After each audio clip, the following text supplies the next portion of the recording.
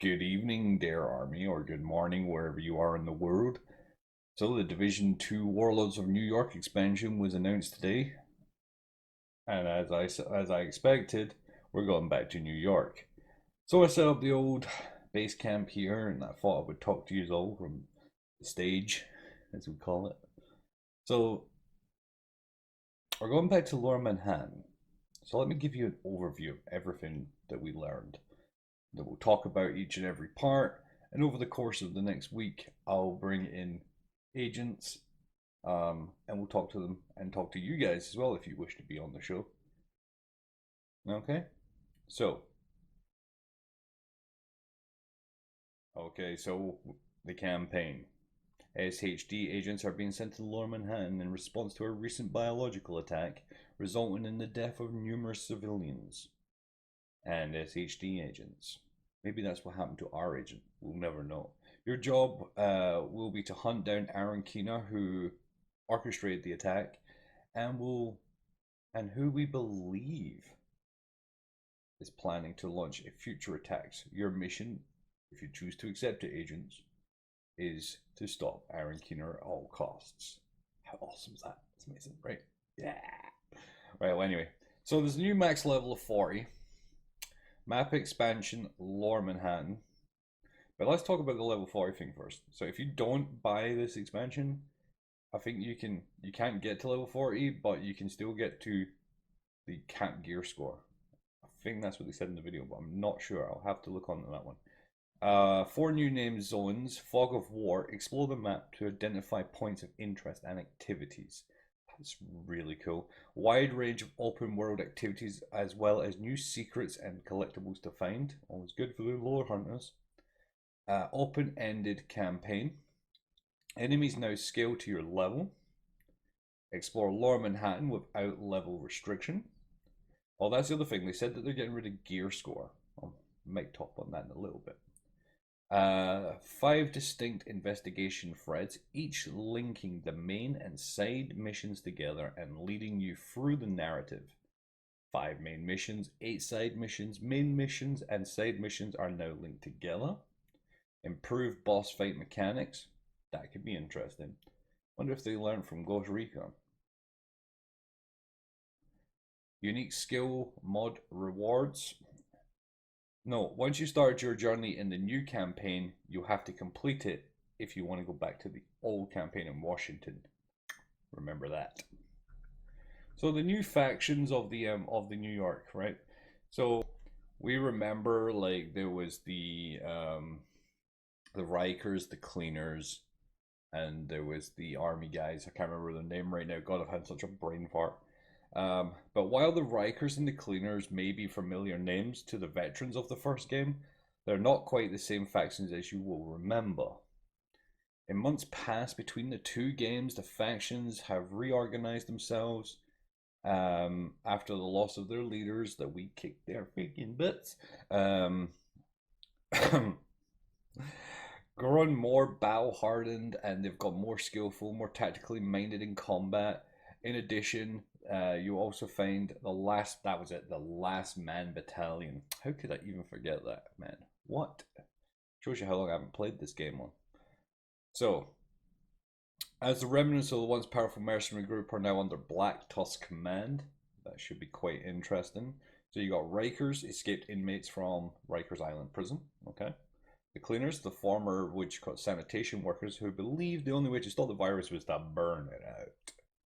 Then we got the Peacekeepers, civilian groups made up of biohardened survivors or the former JTF members. Now, the Peacekeepers are like stormtroopers, if I remember correctly what the dev said. Or maybe they won't be like stormtroopers. I bet they're still stormtroopers. So, moving on. A new cohesive endgame experience. Now, this is something that me and many of the other agents that I know are dying to get our hands on. Because, like I said before, raiding is a bit dull, you know, maybe 1 or 2 raids, maybe like 3 or 4 raids in a game. It doesn't matter, you know, it just becomes boring as hell. You repeat it, you repeat it, you repeat it. You want that cool piece of gear, and then they just change the gear, and then the game becomes pointless. So, what's the new cohesive endgame experience, you say? A major focus during development of Warlords of New York was to create a comprehensive, cohesive endgame experience with clear goals after having reached level 40. A number of features will come together to shape this new endgame experience, including seasons, SHD levels, and legendary difficulty, and more. Seasons. Seasons is a key aspect of the new endgame experience. Each 12 weeks long, a season will task you to hunt down manhunt targets, and earn unique rewards in the process. Seasons will become available for all players when reaching level 40, allowing you to earn a new skill mod and unique seasonal gear and cosmetics by progressing through the seasonal level system. I think it's like a battle pass, like PUBG, Fortnite, any game that's got a battle pass, really. Um, while participating in seasonal events, they will yield additional seasonal XP. Cool. So, like, it doesn't matter what you do in game, you'll gain XP. Allow you to progress through the seasonal track while engaging in activities of your choosing. In addition, an optional purchase will be available in the in-game store that will increase overall rewards gained per season. I wonder if that's like an XP boost, like in Apex Legends, for example, or PUBG. You can buy 20 levels. I hope that's not the case. I hope it's an extra layer of content. So you actually pay for a battle pass, supports development, get rewards. Okay. As a top level overview, a season is a calendar of in game activities that ensure that you will have new activities to participate in on a weekly basis. In a nutshell, these activities being categorized into, right, seasonal manhunt targets, reimaginal global events, leagues, apparel events, and seasonal events. There is a ton of exciting aspects of the season that we can touch upon. If you're hungry for more details, they actually put an article on their website that you can dive into and read all about the seasonal stuff. I will cover that in another video. Right, so the next one is SHD levels. Okay, SHD levels. The new infinite progression system replacing the field proficiency cash system for all players having reached level 40.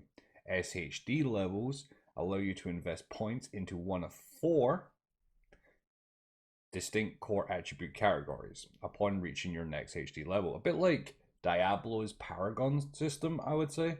So, like, strength, intelligence, blah, blah, blah. As well as scavenging the category, granting you credits or crafting materials. The core attribute categories upgrade are infinite. Once maxed out, Once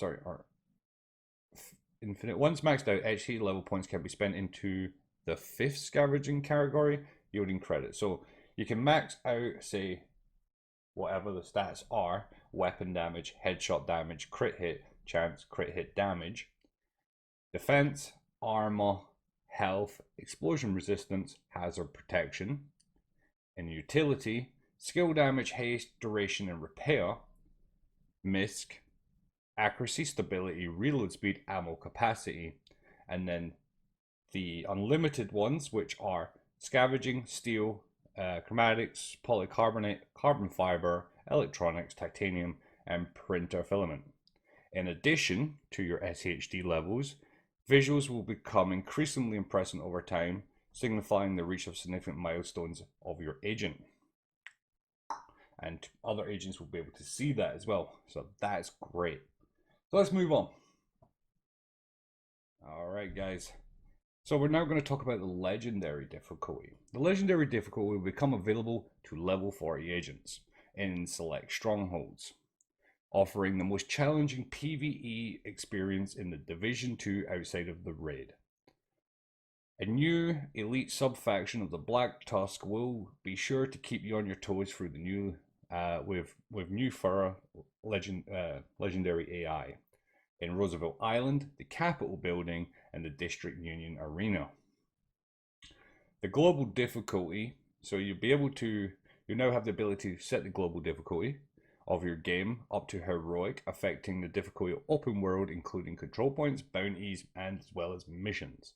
In addition, you'll also be able to reset the map once it's fully cleared, allowing you to take it back once more. So you can just keep doing it or recycle that content. Directives.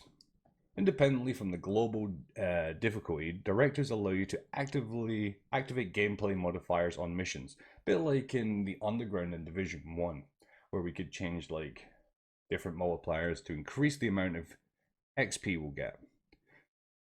Side missions, open world missions, and activities. Increasing the overall difficulty and grant you additional XP, you're able to activate up to 5 directives, scaling up the XP reward multiplier for each active directive.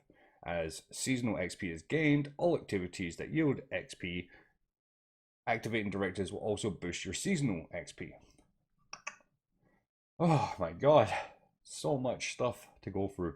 Alright, so we'll move over to Title Update 8.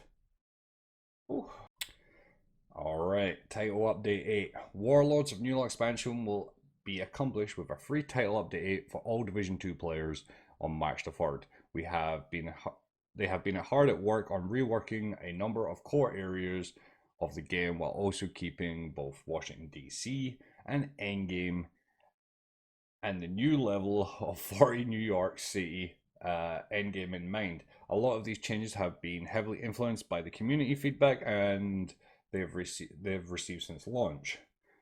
I think at least they're listening, right? So, the new level 30 power level will be gear score 515. Gear 2.0, rework brand new bonus. Oh my god, there is so much stuff here. Yeah. We'll just go for it. So rework brand set bonuses to better fit common playstyles, return so-called God roll, allowing items to potentially drop when maxed out with attributes in all areas. Core attributes for all items, improve UI at a glance to identify the quality of an item, more powerful build defining talents. Talent requirements have been removed. Gear sets and exotic revamps. Mod slots have been redistributed and are now linked to specific gear slots and more. Recalibration changes, exact item talents and attributes and store them permanently in your recalibration. But like, I think the dev said it's like Pokemon thing. I don't play that, so I don't know. Think of it like you're just going and putting everything into a book and you're collecting it. And then you can go and use it again later. If you find a higher row of a stored attribute, you can replace it on old stored attributes at any time.